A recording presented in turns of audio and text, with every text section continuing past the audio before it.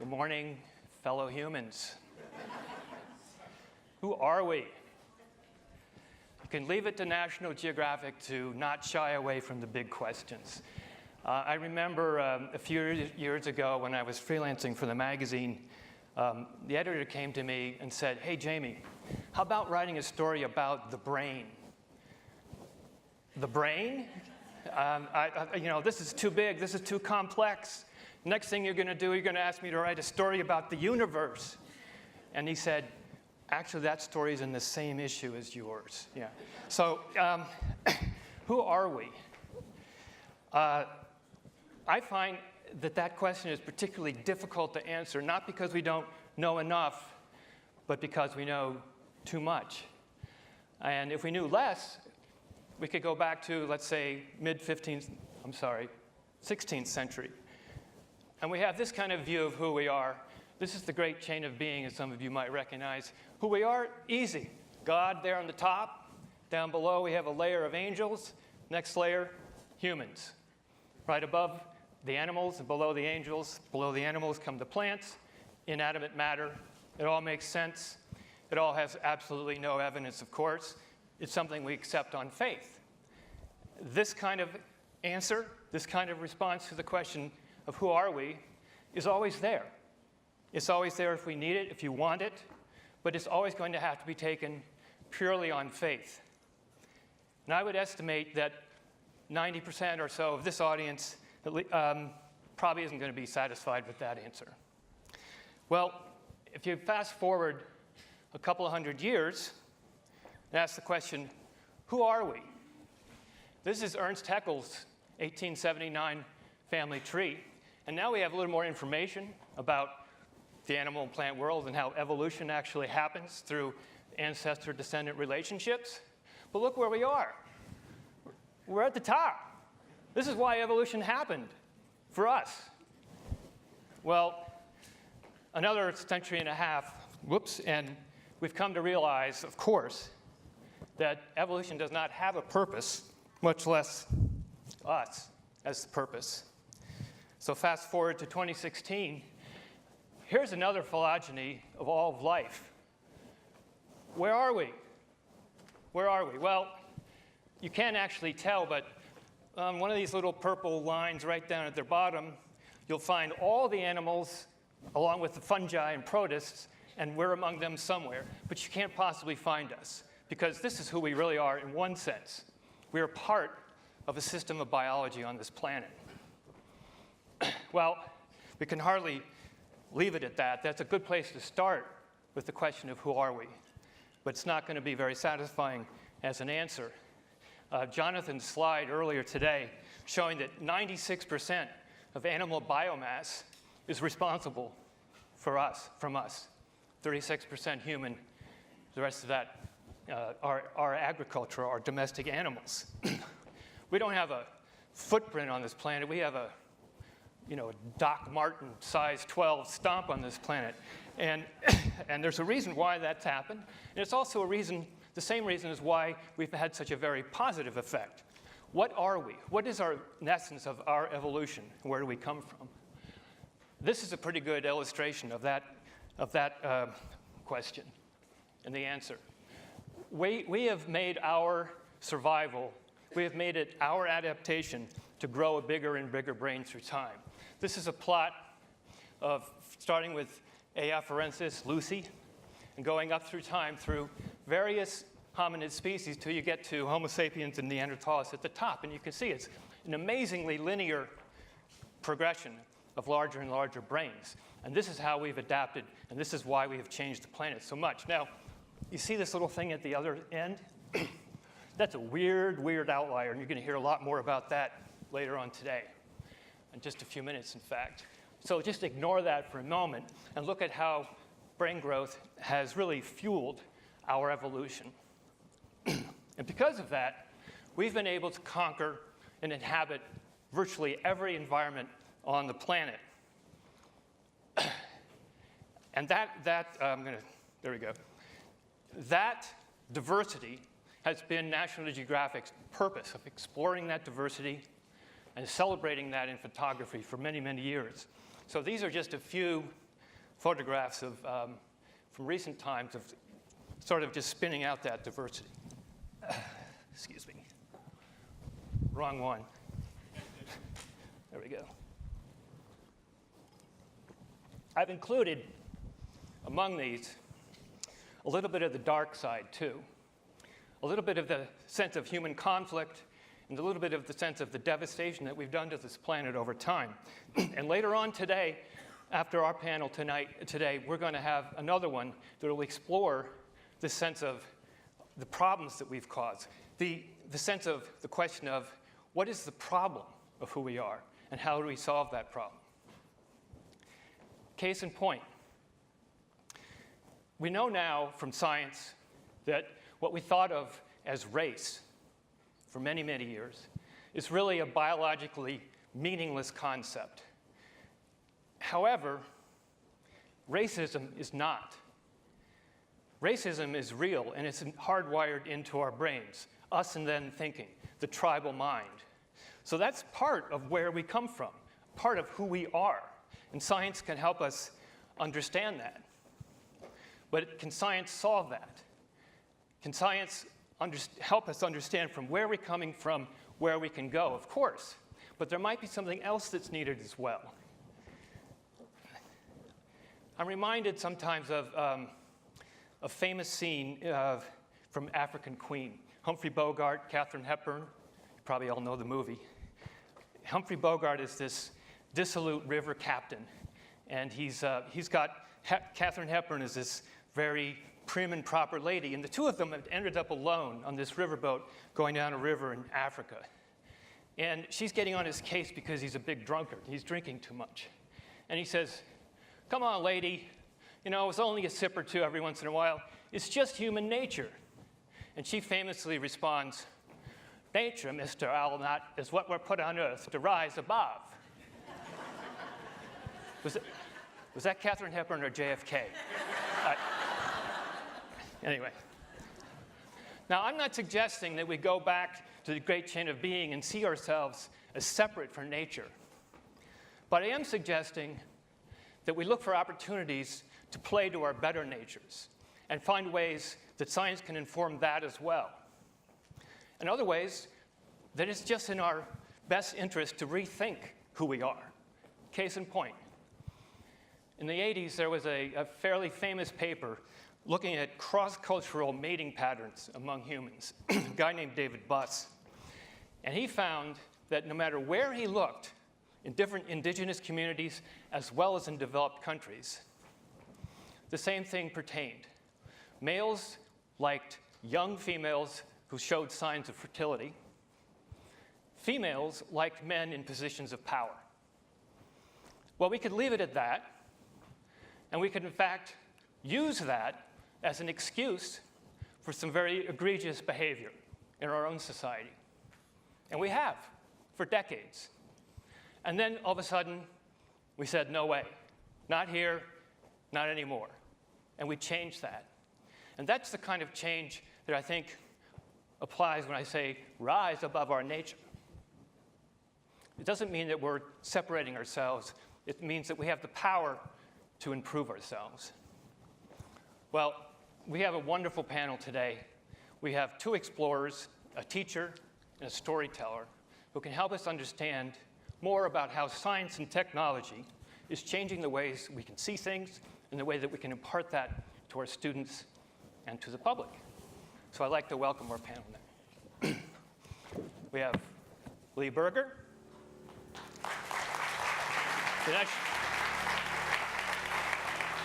Gyaneshwer Chaubey,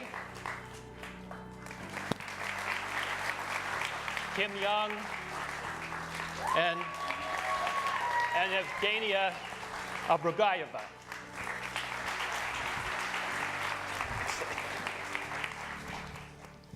All right, well, I'm going to start with Lee, who probably needs no introduction, but I will give him one anyway. Lee is a paleoanthropologist at the University of Witwatersrand in Johannesburg. And I think it's safe to say, in the last decade, has found more human fossils than everybody else combined in the field. So, Lee, tell us what you've got next. Thank you, Jamie. And good morning, everyone.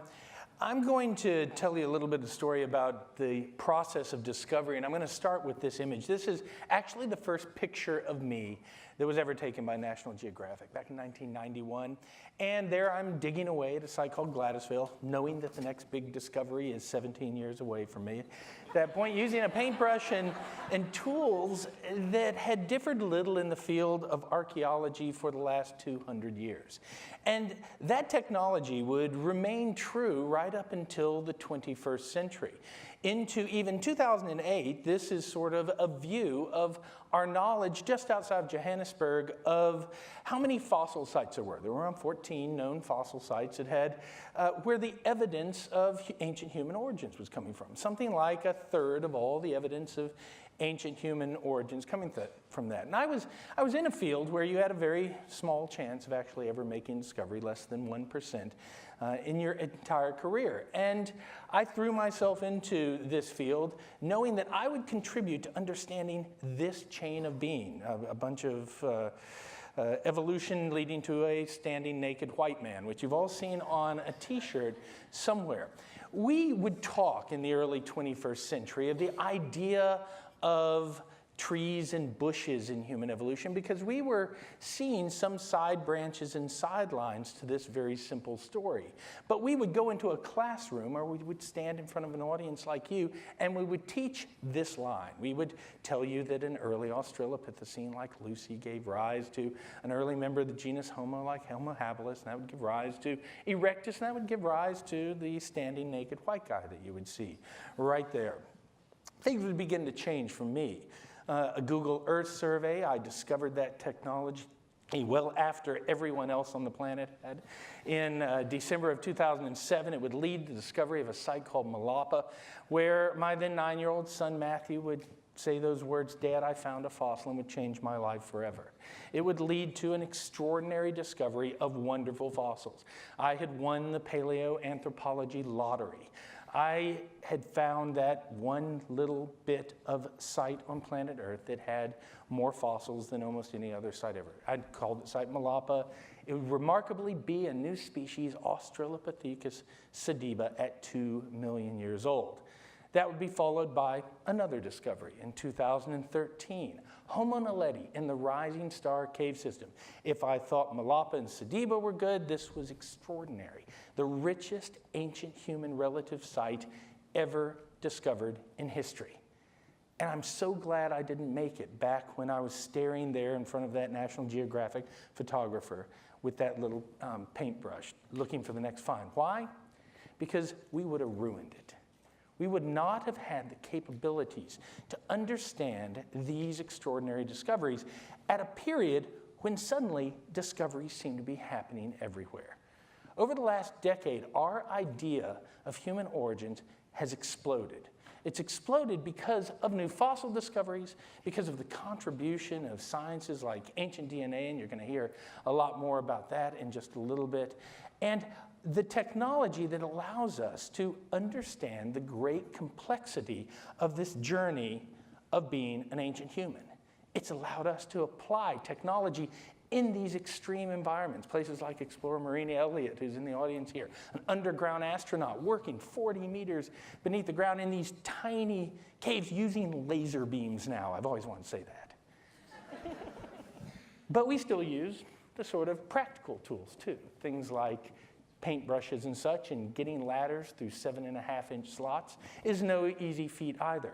But the technology is revolutionizing the way we explore these spaces. It's revolutionizing the way that I can take you into these spaces. You saw Corey's thing. We're doing the same type of thing with LiDAR and creating these images of the journey into the underworld where many of these discoveries are being made. It's extraordinary. We can take you into these special places with this technology, and we can use it for exploration, and we can use it for crowdsourcing exploration. We have Wi-Fi in the cave. Wi-Fi in the cave. It allows us to apply all of this tremendous technology. It allows us to communicate these discoveries live with people around the world. Colleagues, we can ask questions in real time. We can share information. We can scan things and print them live as we discover them. We can communicate with tens of thousands of people around the world. These are the type of communications that are happening now. We make a discovery, we tell kids about it right then. That's a hairdryer. Virtual reality, we've just opened up the Dinaledi Chamber to children at the Perot Museum. Explorers that will help us find things. That's Lyda Hill, by the way, enjoying her first visit into the Dinaledi Chamber. This is an extraordinary moment and age of discovery. You remember that picture I showed you, 2008, what our map of that area looked like? This is what National Geographic exploration does now. 10 years later, I show you this. More than 900 localities in the most explored area on planet Earth, in a place we thought we knew. This is why we must explore. This is why we must support exploration. This is what the combination of technology and good old-fashioned exploration is doing. And our understanding becomes more complex. The more we find, the more we don't know. Things like the hobbits. We now know that hominids with big brains lived with hominids with small brains, as Jamie said. And you were all supposed to gasp when I put this up. You know why? 12 weeks ago, we recovered this blob from the Dinaledi Chamber. It was a blob of sediment, brought up a 7.5-inch shaft, 28 kilograms.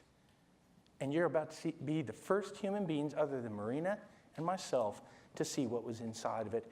And this is why we do technology. Now gasp. Because that is a ghost child. You're looking at a 250,000-year-old Homo naledi child. Those are his or her teeth. And behind him is the face, and we are going to reconstruct that. That will be Schrodinger's child, because no one will ever touch it. But we'll bring it to life. And you're the first human beings to see it. It was just discovered, and it sits in our labs now. There is so much more to be found. Thank you very much.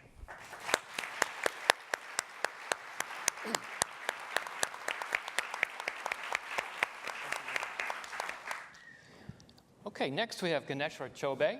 He's a molecular anthropologist at Banaras Hindu University in India and a National Geographic grantee. His work has been instrumental in understanding the migration patterns of the peopling of South Asia. Please welcome Gyaneshwer. Very good morning and namaste to all of you. So in 2005, when we started working with the Andaman Islanders and we chalked out the out of Africa migration, we thought that this is it. This is the final way to show that this is the real out of Africa migration. But as Lee said, that with the movement of the time and within the last decade, in 2015, with the help of several explorers from National Geographic as well as several other scientists, we could now see that the origin of human as well as the migration of human is much more complex than we were thought. So here we see that there are not just a single migration out of Africa which has happened. There is another migration shown in red color here, which has happened in last 100 to 120,000 years back, and it has traces into Papua New Guinea as well as some other old world population. So the technology-driven movement in the human migration has helped us to understand more and more to the understanding that who we are. And on the left side of the picture, we see that there is a timeline of the human migration, which also shows that not only we moved from one place to another place, we also admixed with the so far known two hominin, that is the Neanderthal and Denisovans. So by using the technological advancement, we can also try to look at what are the different models and try to fit that what models fits with the recent migration as well as the recent admixture. So in this case, we compare demic diffusion and cultural diffusions. So demic diffusion is the diffusion where when one population moves to territory of another population, and when two populations admix, these populations usually share the genes as well as languages. But in cultural diffusion, when two populations interact together, there is only change of the language of second population, but it does not change any genes into them. So we have a case study here of a population called Mushahar, which is present into India, mostly into the central and eastern part of India. The Mushahar is the local name, and the local meaning of the Mushahar is rat eaters. So these population, they are the one who usually found into the territory where Indo-European speakers are present. So they interact with them, they share the food and several other things with them, the cultural things. But when we look their DNA, we found out that surprisingly, they share their DNA, which is from a completely different population called Austroasiatics. And these Austroasiatic population, they live around 1,000 to 1,500 kilometers away from them. So the population, which is living with a population, sharing the language and sharing several other things, does not have any relation with the population who lives in the surrounding. I was curious about them because in the childhood, I played cricket with them. But because they look different from us, and when I used to go to their homes, some of their elders, they speak two different languages. So the genetic profile of them, on the left side, we see that the Austroasiatic speakers who live more than 1,000 kilometers away from them, they share much more closer genetic common ancestry comparing to the right side where the Indo-European local population exists. It's the same results we get for maternal ancestry as well as paternal ancestry. So here we see that because of the help of technological advancement, we could also get the information on the very finer scale, and that helps us to understand who we are. Thank you very much for your understanding.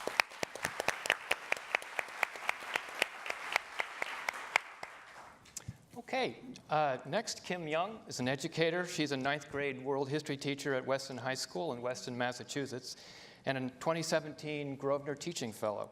She's known for her innovative use of technology in the classroom. Please welcome Kim.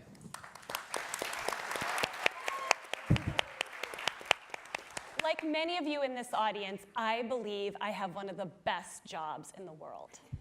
As a high school world history teacher, I get to work with our next generation of storytellers, explorers, and change makers. And because of this, I know what happens in my classroom every day means something bigger.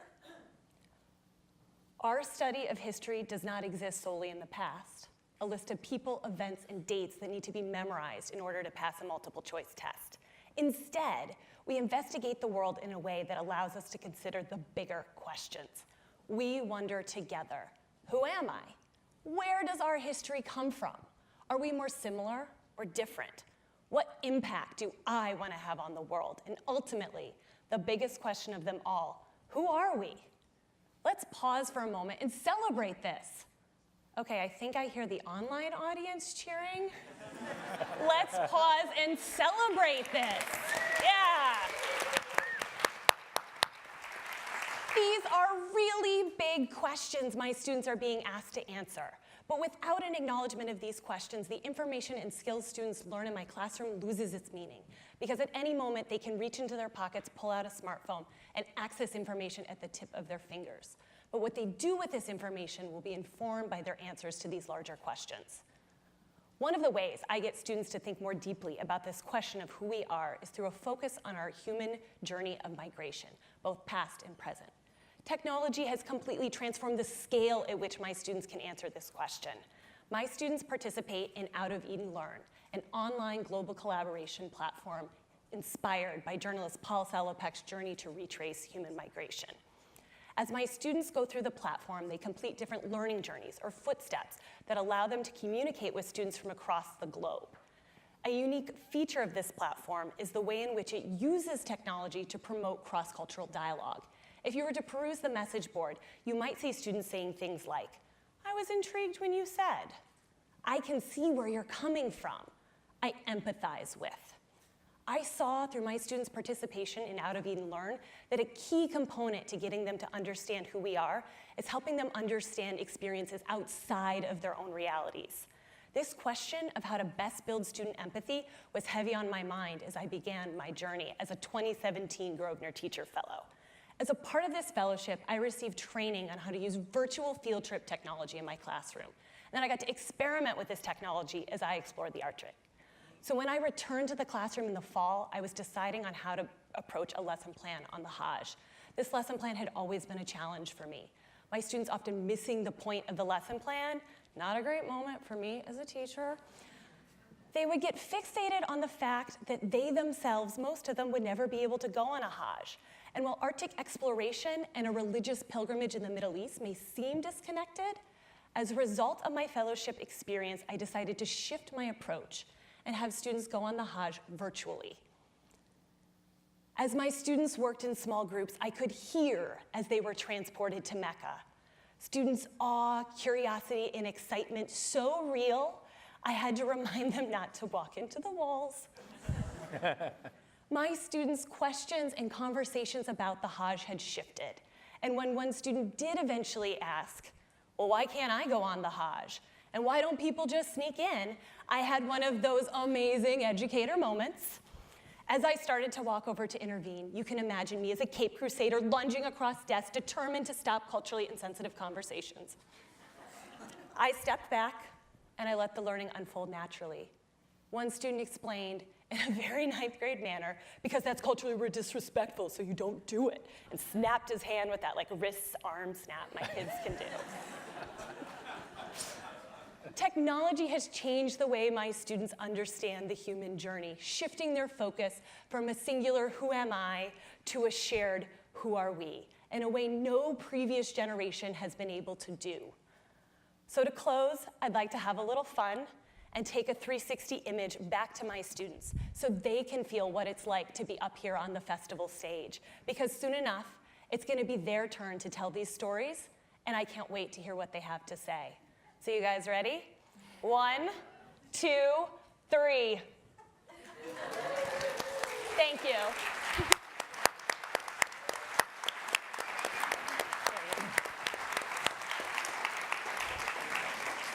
Next, Evgenia Arbugaeva is a National Geographic photographer and a National Geographic Society fellow. She's born in Tixi in the Russian Arctic, and her work focuses on her homeland and discovering and capturing its remote regions and the people who inhabit them. Evgenia. Thank you. I want to share with you work that I did a couple of years ago for National Geographic magazine in the Russian Arctic. Nenets reindeer herders depend on reindeer completely. It's a source of their sustenance, warmth, meaning, a mode of transport. They've been migrating for centuries every year for 800 miles up and down Yamal Peninsula in search of new pastures. So this is one of the longest human migrations in the world. Nenets have survived decades of cultural repression, forced collectivization. Then before that, there were centuries of Russian rule. And they have kept their language, their nomadic lifestyle, their culture. Nen is considered to be one of the most resilient indigenous groups in the Arctic. Today, however, their resilience is being tested in new ways. One of the challenges they're facing is changing climate.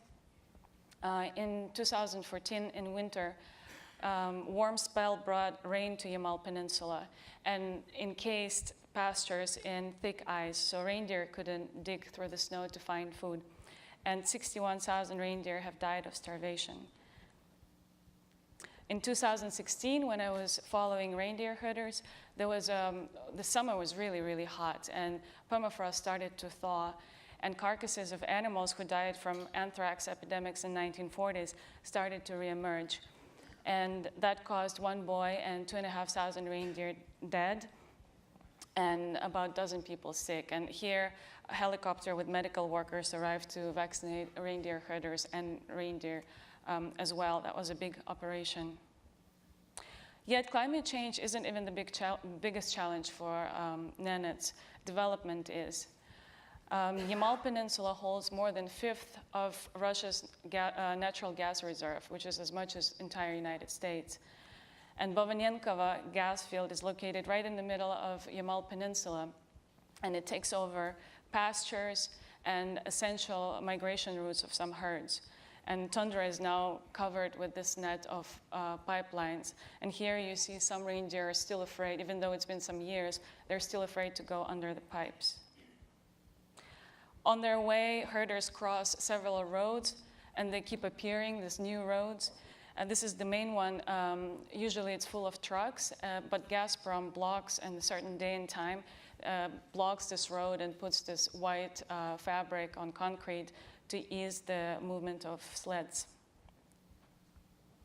Here, a family of herders spending nights in the middle of the gas field, and on the background there are gas flares, and the sound is so loud nobody can sleep, and children are frightened, having nightmares, because it seems to them like a roar of a monster. So the notion that reindeer herders can coexist in a balanced way with oil and gas development is an illusion. The gas field continues to grow. There will be more gas processing facilities, new railroads. There will be new pipelines. And as a chief of brigade told me, he said, you know, we feel trapped. We feel like there is no more place for us on our ancestral land. I want to conclude with the portrait of Christina, or as she calls herself, Princess of the Tundra, when she wears her crown made of cardboard and the cape made of curtain. She is the happiest when summer comes and state helicopter brings her to her family to Tundra from school in the village. And when the helicopter returns again in fall, some children go and hide in Tundra because they want to stay with their families. So the big question hangs in the air. What does future bring to Christina and to new generation of Nenets as they find themselves in between two worlds, one of their parents in the wilderness of Tundra, and the other one, the new world, where they can no longer sustain their traditional life? Thank you.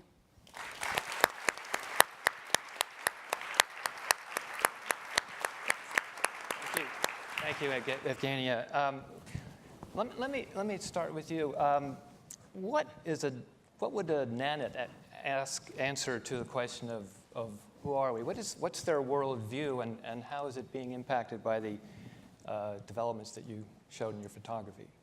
Well, it's interesting because Nenets see the world as three realms: the upper world where the creator spirit lives, and then the middle world of humans and animals, and the lower world is where death and disease lives.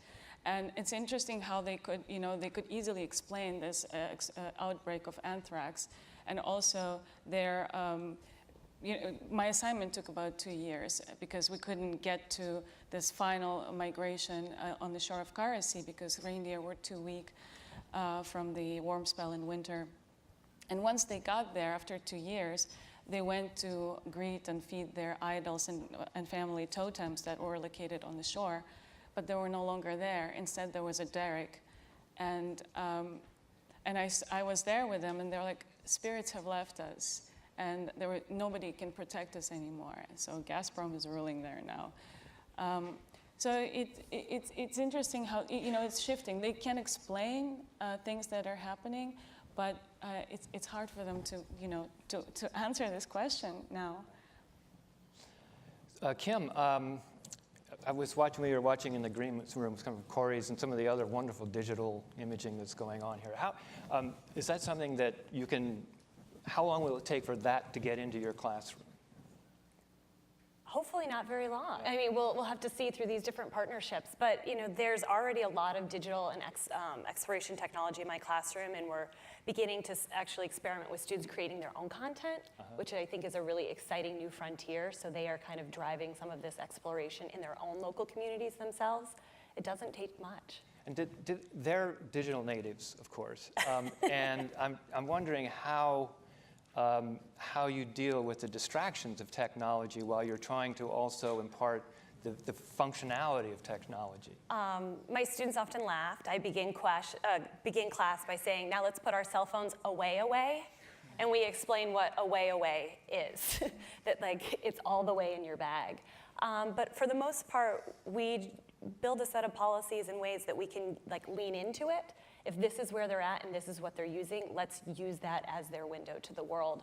So it's not as much about regulations or putting things away, but okay, this is the site you're already on or the game you're already playing. Let's use that as our tool for the deeper thinking. Great.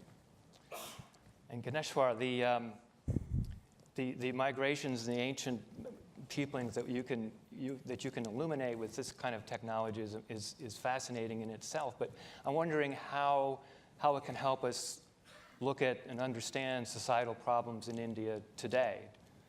Yeah, India is, as we know, that India is divided into several caste groups as well as several religious groups. So the conflicts which happens because of these groups, and then several other misnomers, that can be evaluated, or that can be also from that we can get rid of by using the DNA technologies, that we are just connected from one single thread of DNA. And this DNA, everybody is related in last 5,000 or last 3,000 years back. So this could help us to help them to understand that we all are relatives, and we should not just hate each other or just kill each other. Wonderful. Lee, if you could solve one big mystery, what would it be, and what would you like to discover that make that happen? World peace. No. I'd like to discover the next unknown thing. I know that's a lame answer to that sort of deep question, but what my team and I have experienced over the last decade is that we know almost nothing. Mm-hmm. That every time we open up a new site, and there are now many of them, these are no longer the rare sought-after objects on the planet, that it's something new. And I want to get into some of the spaces. Those maps I showed you of all these wonderful new sites, that's in the most explored area on planet Earth, been looked at since the 1930s. You could count the number of areas of exploration in Africa on one hand, but it's something like a third of the habitable landmass of the planet. I want to get into some of these areas not right next door, not my own backyard. Mm-hmm. The Congo, the central parts of Africa, where we don't expect to find anything. That's where the next big discovery is going to be. Well, it's astonishing to me how much recent discoveries have completely changed what we understood about human evolution. Yours in particular, the Denisovans getting new information from ancient DNA that told us there's an entire new population out there in Eurasia that we never knew about. We know this from the tiny little pinky of one little girl who lived in a Siberian cave, or at least died in a Siberian cave. Let me open it up a little bit for anybody. If there was one word to describe who we are, what would it be? Uh-oh. I'll answer. Okay, go ahead. A mystery. A mystery. I don't think we have a definition of who we are. Okay. I think I would go with fusion. I'm always looking for examples in my curriculum where I can show when cultures come together, little Hannah Montana style, best of both worlds. Evgenia? I think we're dreamers. This is something that it's amazing how, for me, always to watch how a little person with big dreams can create something really beautiful, and I think we all are dreamers. Excellent. Gyaneshwer. With a common DNA. The common DNA, Yeah, that's who we are. Yes. I think that's a scientific but a very profoundly real answer. I would totally agree with that. It's amazing to me that, it still amazes me that a person in the Arctic and someone living in Africa are more closely related in their DNA than two lowland gorillas living on opposite sides of a river in Africa. So there is a strange thing, though, that comes from that, too, that has been a kind of epiphany of mine over the last couple of years when we do say that. But we thought up until a decade ago we were this thoroughbred species. That march I was showing of evolution was an inevitable thing, that we were this purebred, and that's why we're here. We won. And now actually the DNA is showing that while we may be unified as a species, we are a mutt. We're a mongrel. We have all these different species exchanging with us in the past. Our story is not simple. I totally agree with that too. And my one word would probably be restless. If you look at using DNA and archaeology and all the other ways we have to investigate the past, what you can see is that people are constantly moving, constantly changing, constantly replacing, merging, interbreeding. It's one great big melting pot being stirred continually. Let's take it on the flip side. If there were one trait that you could excise with a scalpel from the human condition, what would it be from our human nature? Violence. Violence? Yeah. Others? Breeding. There's too many of us.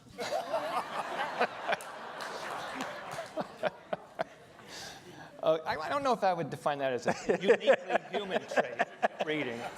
At the rate we do, it is. Yeah, possibly. Yeah. I would say inflexibility. Kind of always looking for examples for us to be more cognitively nimble and seeing things from different perspectives, but some of that inflexibility, I'd love to remove that.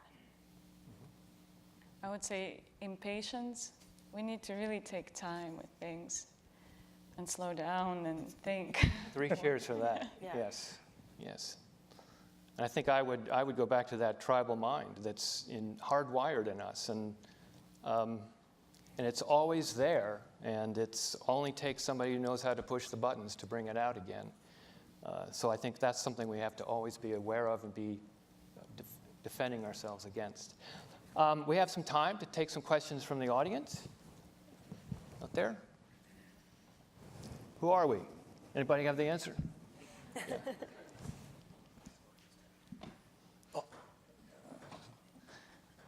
Thanks for the discussion. So, you said that the humans have actually, the brain has increased with time, right? Yeah. I just want to know, do we have any idea about the other species? Do their brains also change with time, or just humans have got crazy? That's a good question. Yeah, I'd love to take that because I don't agree with that. I think one of the things that is the story we had, that there was this inevitable march of an increasing brain size. We keep finding species now that violate that rule. That was a fairy tale. It is true, we have a big brain right now, but we don't know even why we have that big brain, and we don't know how we got it. We don't know whether things like Homo naledi with its brain the size of an orange are related to us. It is remarkable that we sit in the 21st century not understanding why we have a big brain. We thought we did, now we don't.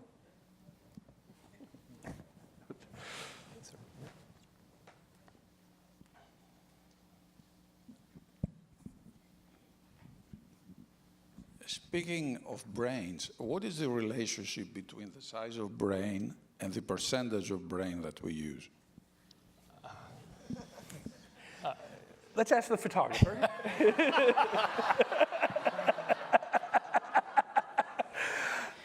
I had an anatomy professor who used to do a great joke about cutting one. You use all your brain. Cut a piece out and you'll see how much you. I think that's sort of a myth that we're only using 10% of our brains. I think it comes from probably not understanding how our brains really worked, and now the more we understand, the more we can see that, you need them, and they're extremely expensive brains. I mean, they take an enormous amount of nutrition to keep them running, and that is another mystery on why we would, how you start that process of brain growth when it costs so much that it's going to take a lot out of your other, whatever else you have to be doing as a species on the savannah, yeah. Sylvia. So we don't have the biggest brain on the planet. Sperm whales do. Right, they do. Woohoo! They also have language. They also have communities. They also have societal relationships. Yep. Would you care to comment about how there are many other intelligent creatures on the planet, elephants notably, and dolphins and whales and chimpanzees.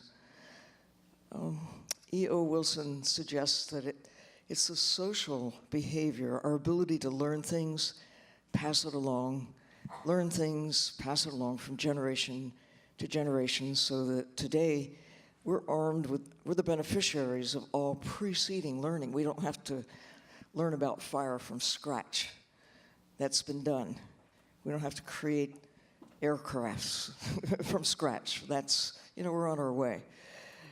Other creatures perhaps have that innate capacity, but they don't have the social structure that has enabled them to pass information along from one generation to another in the same way, same scale that humans have.